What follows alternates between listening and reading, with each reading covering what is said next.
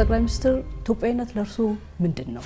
ሲደላን ጥቅም ስናገኝበት የምናዜመው የምናወድሰው ሲከፋን ሳይመቸን ሲቀር ህልሞቻችን ሲጨነጋገፉ የምንተው የወረት ጉዳይ አይደለም። ዛሬ ላይ ሆነን ትናንትናችንን የምናይበት መነጽርስ የተስተካከለ ነው? ትናንትን ማየት የሚያስፈልገው ለፍርድ አይደለም። ትናንትን ማየት የሚያስፈልገው ለመማር።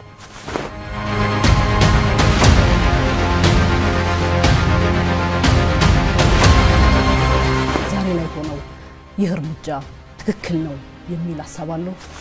አንዳንዶች ከጃችን ላይ የግል ምንዳ ጠበቁ። ያ የጠበቁትን ምንዳ ከጃችን ሲያጡ አቆረፉ። ኑ ሲባሉ ግቡ ሲባሉ አብረን እንስራ ሲባሉ ኑ የተባልነው 4 ኪሎ ነው ብሎ ያሰቡ ሰዎች ሳቱ። ይህ ብዙም የተለመደ አይደለም በመሪ ደረጃ የሚደረጉ ክትሎች ሲያገርና ይሄን ለምንድን ነው የሚያደርጉት?